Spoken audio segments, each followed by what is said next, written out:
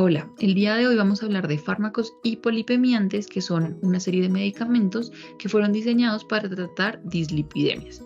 Y recordemos que esas dislipidemias son un factor de riesgo para desarrollar enfermedades cardiovasculares. Entonces, para comprender un poco cómo es ese mecanismo de acción, recordemos esas vías metabólicas de las lipoproteínas. Cuando nosotros ingerimos alimentos a partir de la dieta, estos alimentos van a llegar al estómago, luego van a llegar al intestino, donde el colesterol y otros lípidos en forma de micelios biliares van a ser transportados por ese enterocito a la sangre a través de esta proteína que se conoce como la NPC1L1 o la proteína de Niemann-Pick C1-like 1. Desde este enterocito, entonces, estos van a llegar a la sangre en forma de complejos lipoproteicos que tienen un núcleo central de triglicéridos, colesterol, fosfolípidos y de apoproteínas. Por ejemplo, una de las formas en las que ingresan a nuestro organismo es a partir de los kilomicrones. Esos kilomicrones se forman en el intestino, contienen más o menos un 90% de triglicéridos y un 10% de colesterol y de fosfolípidos. Esos kilomicrones van a ser degradados por nuestra enzima que tenemos a nivel endotelial, que es la lipoproteína lipasa.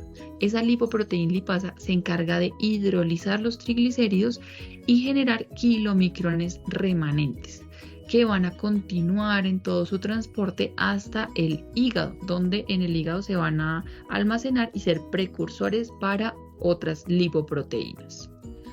Por ejemplo, una de las lipoproteínas que es sintetizada a partir del hígado es la del VLDL. Estas son lipoproteínas de muy baja densidad. Se sintetizan en el hígado y van a permitir ese transporte de lípidos del hígado hasta los tejidos periféricos. Estas VLDL van a ser degradadas nuevamente por una lipoproteína lipasa para producir IDL, que son lipoproteínas de densidad intermedia, o también producir LDL, que son nuestras lipoproteínas que están implicadas en todo ese daño y oxidación y acumulación a nivel de los tejidos periféricos. Esas LDL cuentan con receptores a nivel de los tejidos periféricos que van a permitir su internalización, su endocitosis, para poder captar y acumular LDL en el tejido periférico. Y recordemos que tenemos un agente que trata de tener el efecto contrario de transportar ese colesterol de los tejidos hasta el hígado, que es conocido como el HDL, o esas lipoproteínas de densidad alta. Estas HDL se encargan de tomar ese colesterol que proviene de toda la muerte celular, el recambio de las membranas, y lo transporta de los tejidos al hígado. Y eso nos permite pues entender un poco más cómo es ese metabolismo de las lipoproteínas. Estas lipoproteínas van acompañadas siempre de apoproteínas y resulta que esas apoproteínas van a permitir el transporte de lípidos en nuestros compartimentos intravascular y extravascular. Y es así como las apoproteínas B48 transportan triglicéridos, la APO B100 transporta LDL, VLDL y la APO A1 o la 2 transportan HDL. Estas apoproteínas han sido descritas actualmente como una serie de marcadores de riesgo cardiovascular. Entonces, por eso las tenemos que entender asociadas a qué lipoproteína transportan ellas. Ahora, recordemos esa diferencia entre lo que es el colesterol de HDL y de LDL. Ese colesterol de HDL es lo que hemos denominado como un colesterol bueno, porque se va a encargar de devolver el colesterol de los tejidos al hígado, mientras que el LDL es el que denominamos como malo, transporta ese colesterol del hígado a los tejidos y su exceso se acumula en sangre y va a producir esas placas ateromatosas. Ahora, todo este concepto es importante porque ese mismo LDL va a generar un daño a nivel del espacio subendotelial.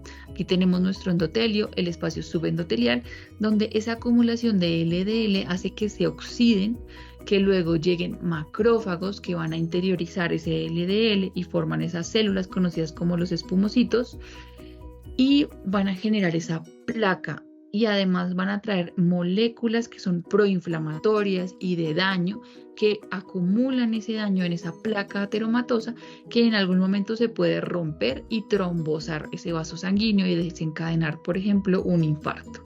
Entonces es muy importante, pues porque vimos que todo este manejo de las dislipidemias va a repercutir en el control de este factor de riesgo en los pacientes. Ahora, hemos hablado de HDL, LDL. Nosotros normalmente pedimos un perfil lipídico que consta de colesterol total, triglicéridos, HDL y LDL principalmente. Resulta que ese cálculo del LDL proviene de una fórmula que se da cuando tenemos los otros parámetros, y es esta. Entonces, el colesterol total menos el HDL más los triglicéridos sobre 5. Esta fórmula se mantiene siempre y cuando mis triglicéridos sean menores a 400. Más de 400 la fórmula ya pierde su validez. Entonces, hagamos un ejemplo. Si tenemos un paciente que llega con un colesterol total de 175, un HDL de 25 y triglicéridos de 250, ¿cuál sería ese valor de LDL? Entonces, tómense un momento para pensarlo y hacer ese cálculo en nuestra fórmula. Aquí tenemos la respuesta. Entonces, hacemos esa conversión de los valores que les he contado y nos da que el paciente va a tener un LDL de 100. ¿Por qué es importante esto? Resulta que nosotros, a partir de ese LDL que tengamos con nuestro paciente, asociado a los factores de riesgo que nosotros identifiquemos en él, vamos a determinar cuál va a ser nuestro objetivo de tratamiento. Entonces vamos a tener objetivos de tratamiento de LDL de menos del 55%, menos del 100%, e incluso ciertos valores de LDL, que pues los hablaremos más adelante. Ahora, también tenemos que conocer esta diferencia entre todos esos términos. ¿Será igual dislipidemia a hiperlipidemia y a hipertrigliceridemia y a hipercolesterolemia? Entonces, resulta que el término clínico con el cual nosotros más nos vamos a desenvolver va a ser hablar de dislipidemia. La dislipidemia podría ser similar a la hiperlipidemia y es un término donde nosotros identificamos que es el aumento de esas concentraciones plasmáticas de colesterol, lípidos en sangre. Entonces puede ser de elevación de todos los parámetros, colesterol y triglicéridos. Podría estar relacionado con un descenso de HDL. Entonces, en general, nosotros hablamos de dislipidemias. Cuando en mi perfil lipídico llega únicamente una alteración donde hay una elevación de triglicéridos, yo estaría hablando de hipertrigliceridemia. Si hay únicamente una elevación de colesterol, estaría hablando de hipercolesterolemia. Entonces, ahí es cuando hablamos de dislipidemia, cuando nos referimos a elevación de colesterol y de triglicéridos. Ahora sí, entonces vamos a empezar a hablar de todos los medicamentos que sirven para tratar dislipidemias. El primer grupo son las estatinas. Acá tenemos atorvastatina, lovastatina, pravastatina, rosuvastatina y simvastatina. Estos son los fármacos más eficaces y los más potentes. Las que tienen mayor potencia y mayor eficacia son atorvastatina, rosuvastatina y la simvastatina. ¿Cuál es ese mecanismo de acción? Entonces, el mecanismo de acción es dosis dependiente. Vamos a pasar a la siguiente diapositiva y ya nos vamos a devolver. Resulta que estas estatinas actúan sobre esta enzima conocida como la hidroximetilglutaryl-CoA reductasa o la HMG-CoA, hidroximetilglutaryl-CoA reductasa.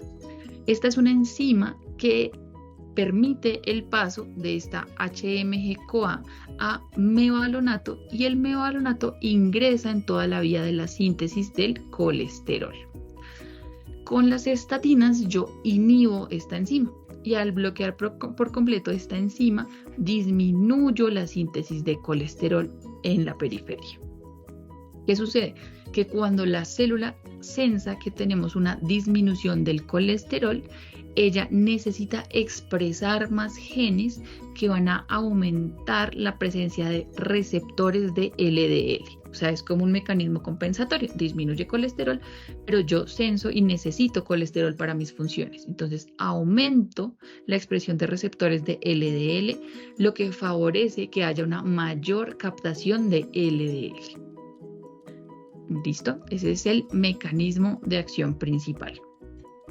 De acuerdo a ese mecanismo, me va a generar la siguiente disminución de los parámetros en el perfil lipídico. Entonces vamos a tener un descenso de LDL de un 30 a un 60%, de triglicéridos de un 10 a un 40% y me puede aumentar HDL de un 5 a un 15%. En general, estos medicamentos se miden es más por ese descenso que tienen en LDL y triglicéridos que por aumentarme HDL. O sea, el hecho de que me aumenten HDL no va a tener ningún beneficio que sea clínicamente significativo, sino es como un efecto que sea adicional. Y recordemos que este mecanismo de acción es dosis dependiente. A mayor dosis yo voy a intensificar su potencia y pues va a tener un mejor perfil en el descenso de esos parámetros. Ahora, un aspecto que es muy importante y nos lo preguntan todo el tiempo es las estatinas cuentan con efectos pleiotrópicos. ¿A qué hacemos referencia cuando hablamos de efectos pleiotrópicos? Entonces, resulta que son efectos independientes del efecto hipolipemiante y que son responsables de mejorar este pronóstico en aquel paciente que tiene riesgo coronario. Entonces, ese efecto pleiotrópico, al ser independiente del mecanismo de acción, en el caso de las estatinas, disminuye la inflamación de la placa ateromatosa, es decir, le da una mayor estabilidad a esa placa que ya tenemos, recupera la función endotelial, porque estas son entidades que generan una disfunción endotelial, entonces la recupera, mejora también la producción de óxido nítrico, aumenta el grosor de la placa, aumentando su capa fibrosa y previniendo que haya rupturas de esa placa. Entonces, estos son efectos que son adicionales y que pueden beneficiar a nuestros pacientes. Ahora, en esta tabla tenemos cuáles son esas diferencias farmacocinéticas importantes de las estatinas. Como vemos acá en esta primera fila, todas tienen esa reducción de más o menos entre el 20 al 60% de LDL. En cuanto al tiempo de vida media, todas tienen un tiempo de vida media que es largo, lo que hace que los podamos administrar una vez al día, especialmente la atorvastatina o la rosuvastatina. Tienen una biodisponibilidad que es variable entre ellas y otro aspecto importante es la solubilidad. Entonces resulta que de las estatinas tenemos estatinas liposolubles o lipofílicas y tenemos hidrofílicas o hidrosolubles. Entonces resulta que aquellas que son más lipofílicas van a tener mayor afinidad, por ejemplo, por el músculo y van a desencadenar una de las reacciones adversas que es la miopatía. Entonces, en aquellos pacientes que yo sospecho que tienen ese riesgo de desencadenar miopatía y yo quiero prevenirlo, podría preferir mejor las hidrofílicas como la pravastatina o la rosuvastatina. O en aquel paciente que ya hace la miopatía por estatinas, yo podría hacer el cambio a rosuvastatina, que es más hidrofílica. En cuanto al metabolismo, la mayoría tiene metabolismo por el CYP, entonces tengo que estar pendiente de ciertas interacciones a través de esa vía. Y por último, en cuanto a la eliminación renal es casi que mínima y la que menor porcentaje de eliminación renal tiene es la atorvastatina. Entonces puede ser segura en aquellos pacientes que ya tienen daño renal. Ahora, tenemos esta gráfica. En esta gráfica nosotros podemos comparar cuál es esa eficacia de las estatinas. Entonces, les pido que en un momento, si quieren, pausen el video y evalúen cuál sería esa estatina más potente. Entonces, ¿cuál sería de todas las de la gráfica la estatina más potente? Ahora, recordemos que potencia hace referencia a que yo tenga un medicamento en el cual use la menor dosis y tenga el mayor efecto. En ese caso y en esta gráfica lo estamos viendo con la rosuvastatina. Si podemos ver acá, la rosuvastatina es la que tiene la menor dosis de todas Y con esta menor dosis, el mayor efecto lo tenemos en aproximadamente un 47% de reducción de ese LDL. Algunos estarán preguntando, bueno, pero entonces, ¿por qué no puede ser la pitavastatina? Entonces resulta que a pesar de que la pitavastatina tiene aquí la menor dosis, su efecto es únicamente un 30 a un 32%. Entonces, comparado con la rosuvastatina es más potente. Incluso en cualquiera de sus dosis. Miren que a mayor dosis, aquí dosis de 20 o dosis de 40, tiene la mayor potencia. ¿Cuál sería esa estatina que le sigue a la rosuvastatina en cuanto a potencia? Entonces, de acuerdo a nuestra gráfica, sería la atorvastatina, ¿cierto? Seguida de la simvastatina. Entonces, esto es muy importante porque esas estatinas que han sido catalogadas como las de alta potencia son rosuvastatina y atorvastatina a las dosis de 20 o 40 miligramos para rosuvastatina y de 40 a 80 miligramos para la atorvastatina. Esta potencia nos va a permitir tener ese objetivo terapéutico que es mucho más estricto en aquellos pacientes que tenemos que tener una reducción muy alta de ese LDL, ya sea porque ya se infartaron o porque ya tuvieron un ACV previo. Ahora, ¿cuáles van a ser los usos? Entonces, en la aplicación clínica tenemos estas siguientes categorías. 1. Hipercolesterolemia aislada. Entonces, resulta que a la fecha las estatinas siguen siendo esa primera línea cuando yo tengo esa elevación de colesterol aislado. 2. La dislipidemia mixta, es decir, aquellos pacientes que tienen colesterol elevado y triglicéridos elevados, pues van a ser las más potentes. De todos los medicamentos que vamos a ver, son las que generan una mayor reducción. 3. En aquel paciente que se infartó. Entonces, aquel paciente que tiene un síndrome coronario agudo, lo debemos iniciar antes de que salgan del hospital. Y la idea es que al mes o a los 3 meses yo vuelva a tener control con ese paciente con un nuevo perfil lipídico y ya tenga ese descenso o esté en las metas que yo espero del LDL, para ajustar la dosis o hacer ese descenso paulatino.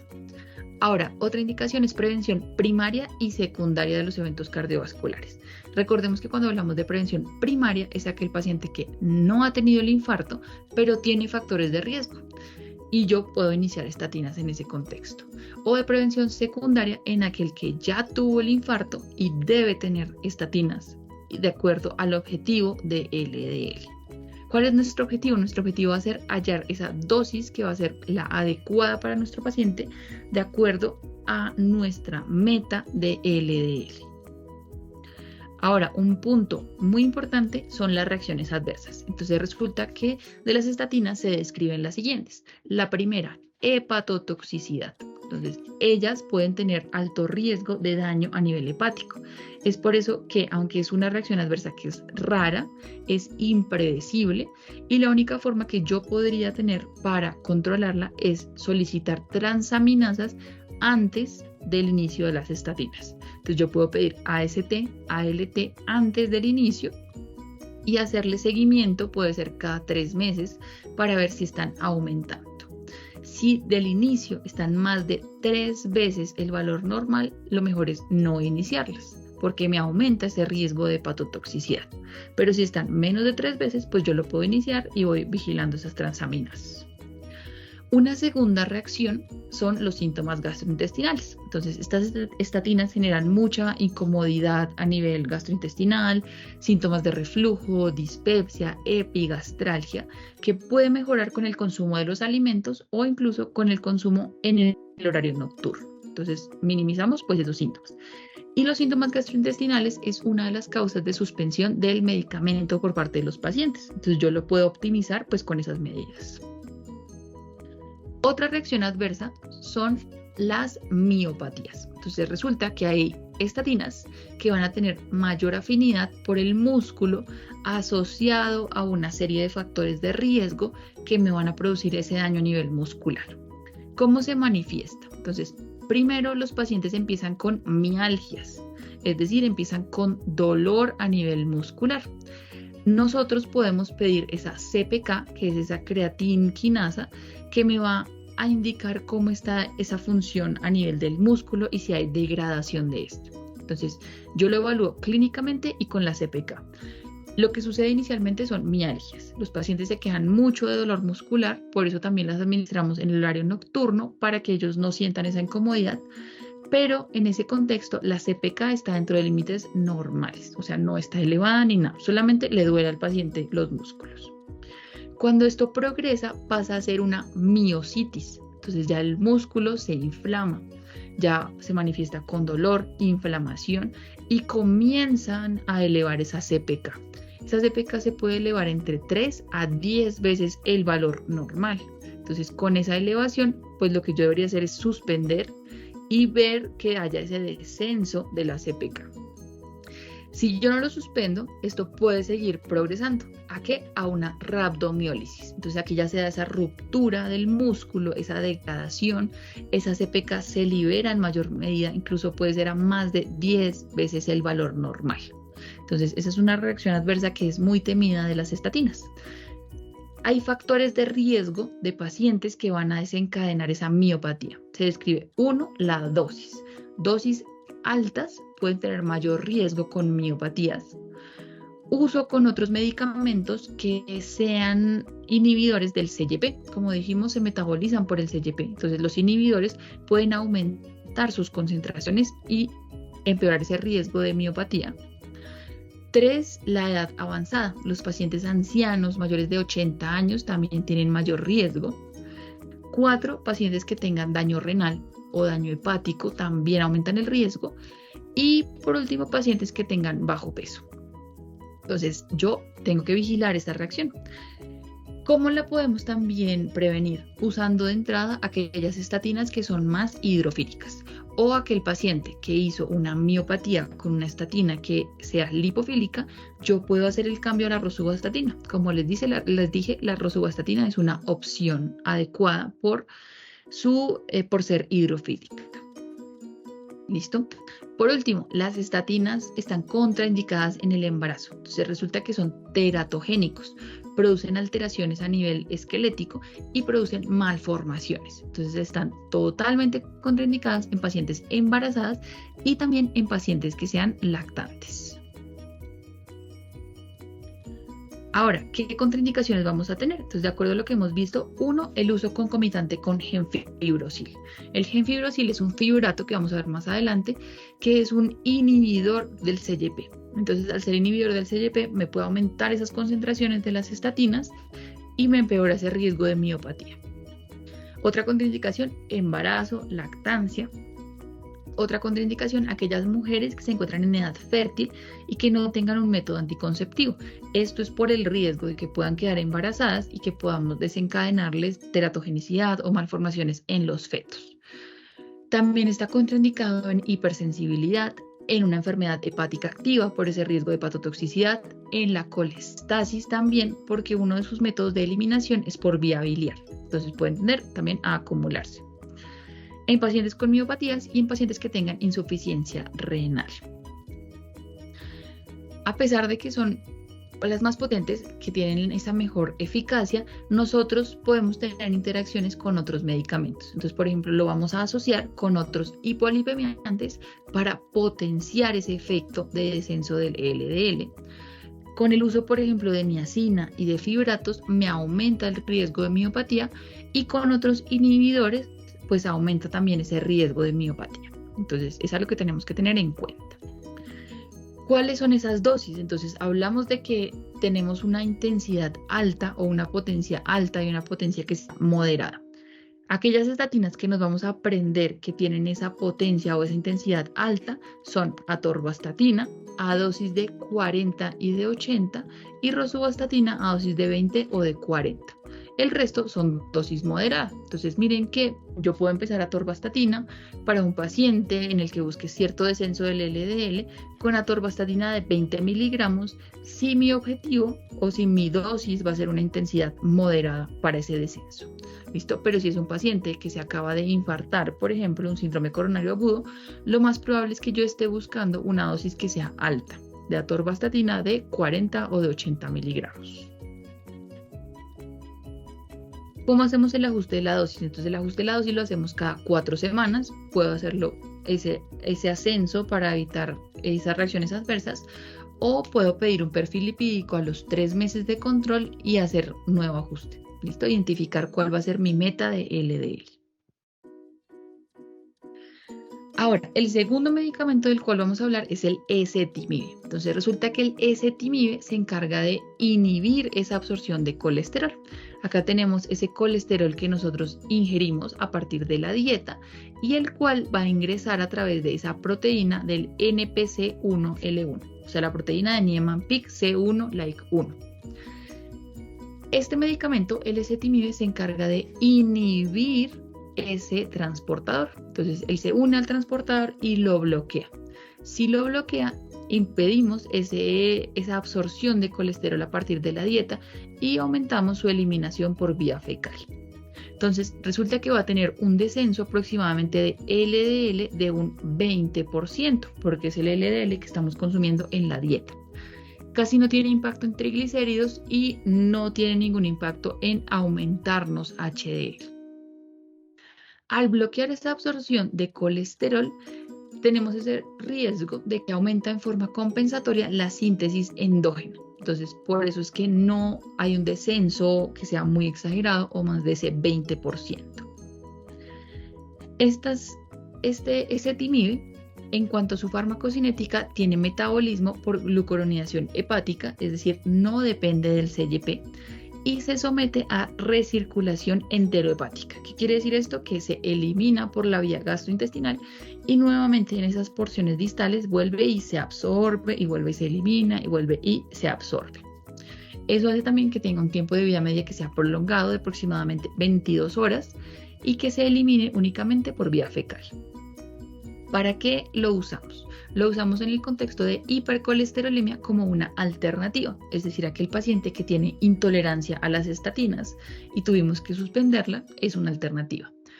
Pero lo más frecuente es que lo usemos en terapia combinada, es decir, hay combinaciones de estatinas más ezetimibe en una misma tableta que nos va a potenciar ese descenso del LDL. Entonces puede ser para esas hipercolesterolemias que son de difícil manejo. ¿Qué reacciones adversas vamos a tener? Entonces, en general se tolera muy bien. Lo único es que podemos tener ese riesgo de elevación de transaminasas. Hay riesgo también de hepatotoxicidad. Hay riesgo de miopatías, pero también es reversible con la descontinuación. Entonces, solamente tenemos que vigilar esas reacciones adversas. En cuanto a las interacciones, son también muy pocas porque casi no se absorbe, no tiene ningún tipo de metabolismo por el CYP. Pero una de las interacciones es con los secuestradores de ácidos biliares como la colestiramina. La colestiramina bloquea su absorción y por lo tanto no se deberían combinar porque no va a permitir que ella actúe en ese sitio, sino de una vez la capta y la elimina. El ezetimibe, por ejemplo, acá está esa presentación combinada de ezetimibe más atorvastatina. Viene generalmente en tabletas de 10 miligramos y la dosis son 10 miligramos al día. Ahora, un siguiente grupo de medicamentos son los fibratos. ¿Qué fibratos tenemos? Tenemos ciprofibrato, fenofibrato y el gemfibrosil. El gemfibrosil es el que les comento que tiene ese riesgo de interacción por el CYP debido a que él es un inhibidor de ese metabolismo. Entonces me puede aumentar concentraciones de otros medicamentos. Los otros no tienen ese metabolismo. ¿Cuál es ese mecanismo de acción? Resulta que los fibratos son agonistas del PPAR-alfa. El PPAR-alfa es un receptor que se encuentra a nivel nuclear y que se conoce como el receptor activador del proliferador de los peroxisomas alfa. Entonces, son una familia de receptores que están a nivel nuclear y que van a actuar sobre los factores de transcripción, regulando el metabolismo de lípidos, de glucosa y también siendo un factor antioxidante. ¿Cuáles son esos efectos a partir de ese agonismo del PPAR? Entonces, cuando actúan sobre ese PPAR alfa, aumenta la síntesis de ApoA1 y la ApoA2. ¿Recuerdan a qué lipoproteína dijimos que estaban ligadas esa ApoA1 y la ApoA2? Entonces es al HDL. Al aumentar esa síntesis de apoproteínas, me aumenta los niveles de HDL, por un lado. Por otro lado, disminuye la síntesis de la ApoC3 y aumenta la actividad de la lipoproteína lipasa. En su objetivo principal al aumentar esa actividad de la lipoproteína lipasa es que va a aumentar la captación de ácidos grasos por parte del músculo y aumenta esa oxidación de ácidos grasos, que en otras se traduce como un descenso de triglicéridos. Es por eso que estas son la terapia inicial cuando yo tengo hipertrigliceridemia. Y por otro lado, con ese efecto del PPAR también aumenta la oxidación de ácidos grasos a partir de los hepatocitos, lo que me disminuye a mí la cantidad y la presencia de los triglicéridos. Entonces, por último, también disminuye triglicéridos. Aquí tenemos cuál es ese perfil. Entonces, hay una disminución de triglicéridos de más o menos un 40 a un 50%, aumenta HDL entre un 10 a un 25%, y con el LDL depende. Entonces puede haber, en el contexto de hipertrigliceridemia, el LDL se puede mantener o aumentar como un efecto compensatorio. O sea, el cuerpo sensa que tenemos disminución de triglicéridos, él intenta buscar otras vías a partir de las cuales pues proveer de lípidos a nuestros tejidos. Entonces por eso el patrón puede ser o que se mantiene o que aumenta el LDL. Y en el caso de pacientes que tienen normotriglicéridos o triglicéridos dentro de límites normales, el LDL tiende a disminuir. Ese es como el patrón que podemos ver en nuestro perfil lipídico. Los fibratos también tienen efectos pleiotrópicos, es decir, efectos que son independientes a ese mecanismo de acción. Y ellos también disminuyen la inflamación de la placa ateromatosa y aumentan la fibrinólisis. Entonces, esto puede ser también un efecto favorable en aquellos pacientes que ya tienen enfermedades cardiovasculares. En la farmacocinética, entonces, se administran también por vía oral, mejora con los alimentos y el único que tiene metabolismo y es inhibidor del CYP es el gemfibrosil. Tienen eliminación por vía renal. Nosotros lo usamos principalmente para la hipertrigliceridemia aislada y la hipertrigliceridemia severa. Cuando uno va a revisar cuál es ese nivel de triglicéridos para la hipertrigliceridemia severa, puede ser más de 500. ¿Cuál es ese riesgo de la hipertrigliceridemia? Entonces recuerden que principalmente es el riesgo de desencadenar una pancreatitis aguda. Entonces, ¿qué nos queda de tarea? Nos queda de tarea averiguar cuál es ese mecanismo por el cual la hipertrigliceridemia desencadena pancreatitis. ¿Listo? Porque pues es lo que estamos tratando con estos medicamentos. ¿Qué reacciones adversas tenemos? Las más frecuentes son gastrointestinales, entonces puede producir dispepsia, náuseas, vómito. Eleva también las transaminasas, puede producir riesgo de miopatía y de colelitiasis. Las contraindicaciones pueden ser similares a las de las estatinas, también se contraindican en embarazo, en lactancia, en enfermedad hepática y en enfermedad renal. Y aquí tenemos las dosis, por ejemplo el gemfibrosil, la dosis es de 600 hasta 1200 miligramos al día. Ahora, otro medicamento es la niacina, ácido nicotínico. Este es el fármaco que es más eficaz en aumentar HDL. Miren que aumenta hasta un 30 a un 40%, disminuye triglicéridos entre un 35 a 45% y disminuye LDL entre un 20 a un 30%. ¿Cuál es ese mecanismo de acción? Entonces resulta que la niacina se une a su receptor de niacina en el tejido adiposo. Allí activa el receptor y disminuye la lipólisis, disminuye la actividad de esa lipasa sensible a las hormonas, y como disminuye la lipólisis, disminuye la cantidad de ácidos grasos disponibles.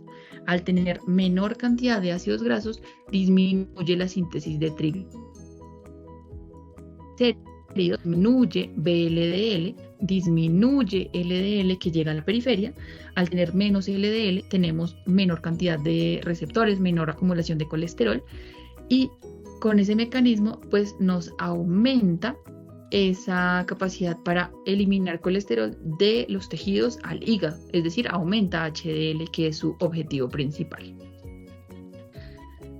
Ahora, en cuanto a la farmacocinética, se administra por vía oral, tiene una muy buena biodisponibilidad, se elimina a través de su metabolismo hepático y tiene un tiempo de vida media corta, lo que hace que nosotros creemos presentaciones con tabletas de liberación modificada, o sea, son tabletas que se administran y se liberan de forma lenta, lo que hace que perdure su tiempo de vida medio.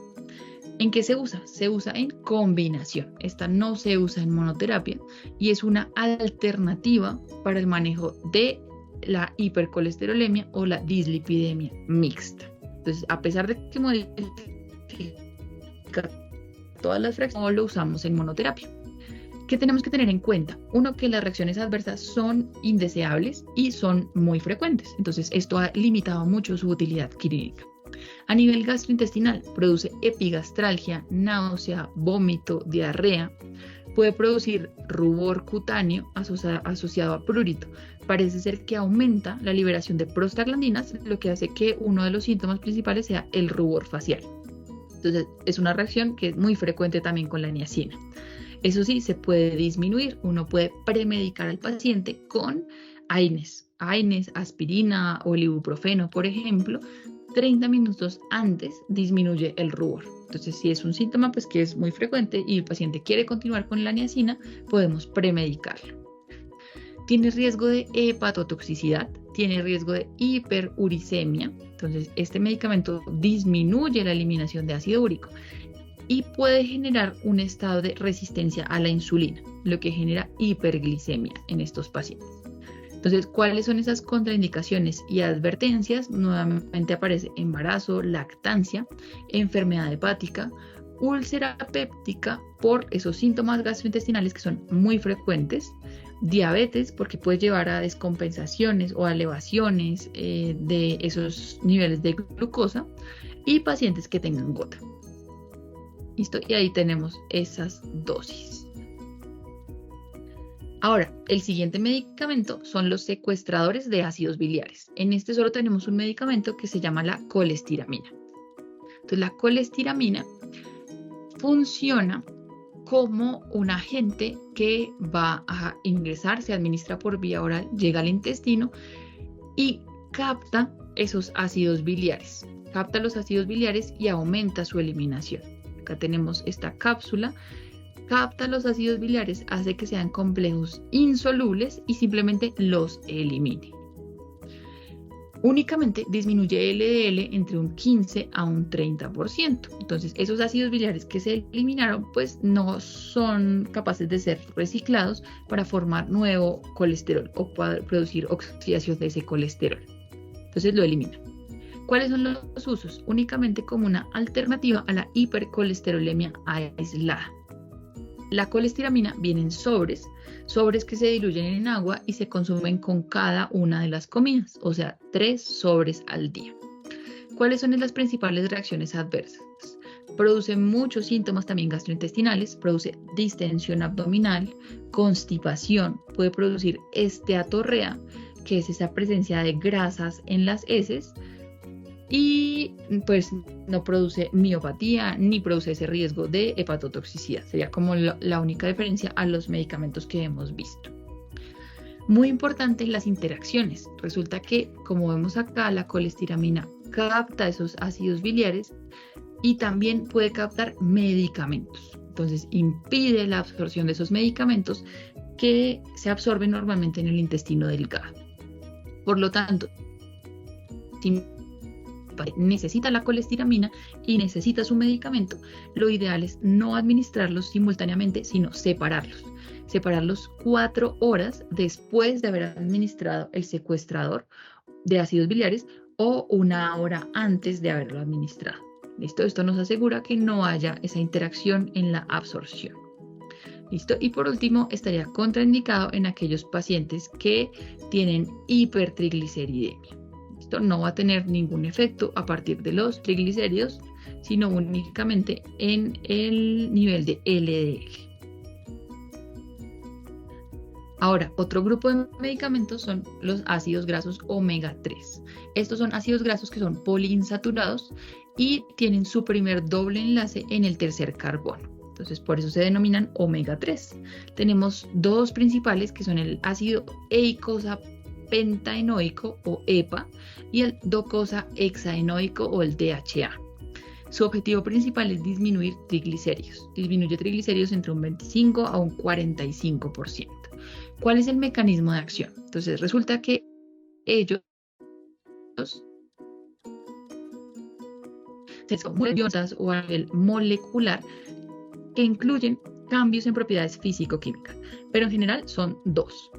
El primero es que ellos son agonistas también del receptor del PPAR-alfa, es decir, el mismo mecanismo que ¿cuáles? Que los fibratos. Entonces, con los fibratos ejercen ese mismo mecanismo del PPAR-alfa al ser agonistas y aumentan la eliminación o el catabolismo de VLDL y de triglicéridos. Por eso tienen ese efecto a nivel de los triglicéridos.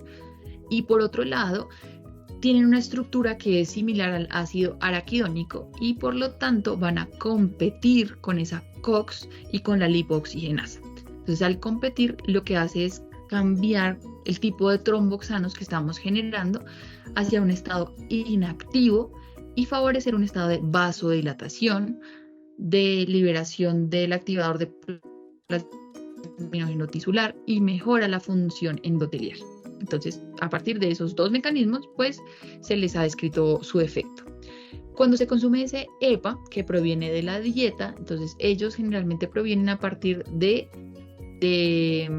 los peces. Pues se bloquean esas vías y por eso una de sus reacciones adversas es que pueden tener los pacientes aliento a pescado. Entonces, el omega 3 es del pescado, entonces puede generar como esa reacción adversa. Otra de las reacciones adversas son los síntomas también gastrointestinales.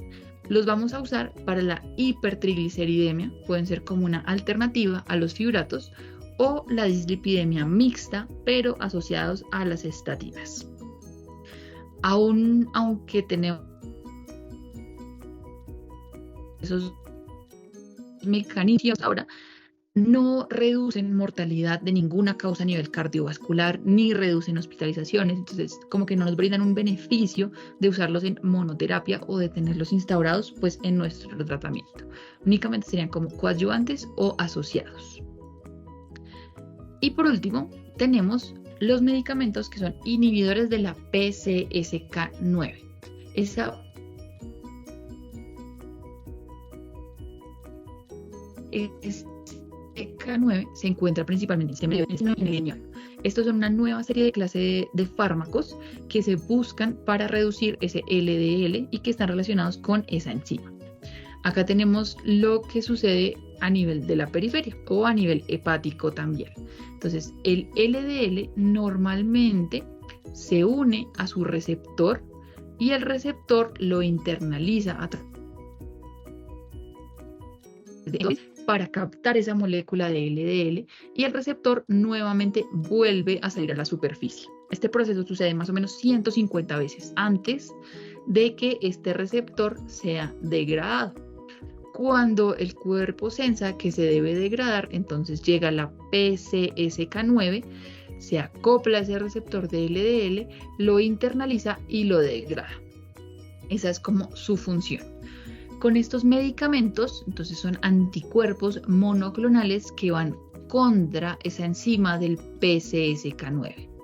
Se unen a ella, acá tenemos este inhibidor del PCSK9, y al unirse van a permitir que el receptor vuelva, ingrese esa molécula de LDL y vuelva a salir, y vuelva a ingresar y vuelva a salir.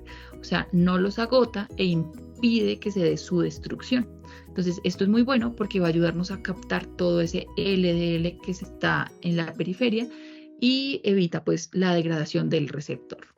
¿Por qué son importantes? Entonces resulta que los descubrimos cuando empezamos a estudiar aquellas familias que tenían hipercolesterolemia familiar por mutaciones en esta enzima. Entonces, al tener esas mutaciones, pues tenían una mayor degradación del receptor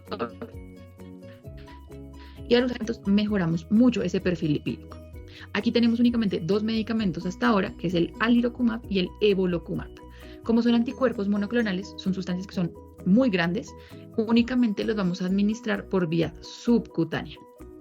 Y miren acá que se pueden administrar o cada 2 semanas o incluso una vez al mes. Esto puede mejorar mucho la adherencia en aquellos pacientes que se les olvida tomar sus medicamentos o que pues preferirían este método. Únicamente pues una de las reacciones adversas es ese riesgo de reacciones en el sitio donde se inyecta, pero pues por lo demás son muy seguros. En las reacciones adversas se describen incluso muy pocas. Se describe nasofaringitis o infecciones del tracto respiratorio superior. O sea, una serie de infecciones, pero pues tampoco son así significativas ni que fueran mortales tampoco. Se describe también lumbalgia, artralgias y reacciones en el sitio de inyección. Sin embargo, son medicamentos que no tenemos aún datos muy específicos en los pacientes que tienen insuficiencia renal y en insuficiencia hepática. Tampoco vamos a tener estudios que sean embarazadas, entonces no es una alternativa para tener. ¿Para qué lo vamos a usar? Entonces lo usamos como una terapia adjunta a la dieta y a las estatinas y en aquella hipercolesterolemia que es homocigota o heterocigota familiar. ¿Cuál es ese perfil de descenso? Ellos nos disminuyen LDL entre un 60 a un 70%. Miren que incluso puede ser más eficaz que las estatinas. Aumentan un HDL, tan solo en un 7% y disminuyen triglicéridos entre un 10 a un 20%. Ahora, medicamentos que aún no son primera línea. Nosotros por guías y si el paciente no controla y persiste con esa elevación de LDL y yo necesito metas más estrictas, ahí adiciono estos inhibidores de la PCSK9. Pronto tendremos otros medicamentos que van a ser más específicos a nivel de silenciar ese RNA mensajero. Entonces también tenemos nuestra segunda tarea. Vamos a buscar qué es el inclisiran. Es un medicamento que probablemente llegue a nuestro medio, ya sea este año o el próximo. ¿Listo? Y tenemos que, pues, conocerlo. Entonces nos queda de tarea averiguar el mecanismo de acción del inclisiran y saber qué es el inclisiran. Ahora, este es el resumen de la terapéutica. Entonces, para hipertrigliceridemia, ya sea aislada o mixta, donde predomine esa elevación de triglicéridos, recordemos que yo puedo usar fibratos o niacina. Si yo quiero elevar HDL, aunque no es un objetivo terapéutico y no tiene un efecto que sea clínicamente significativo, aumentarlo con estos medicamentos, yo podría usar fibratos y niacina. Si yo tengo en mi paciente hipercolesterolemia aislada o dislipidemia, podría usar estatinas o niacina o secuestradores de ácidos biliares o el ezetimibe. Entonces, estas son como nuestras principales opciones. ¿Qué hago yo? Únicamente, cuando inicio el tratamiento, empiezo medicamento a la dosis inicial y luego yo comienzo a aumentar. Voy titulando la dosis y voy mirando. Mis metas se pueden medir cada 3 meses o cada mes o cada 6 meses dependiendo de mi paciente. ¿Listo? Y aquí está el mecanismo de acción o nuestra tarea del inclisiran, cuál va a ser su indicación y la dosis, porque aquí adelantándolos va a ser un medicamento que se puede administrar una vez cada 6 meses. Entonces va a mejorar mucho más el perfil de nuestros pacientes.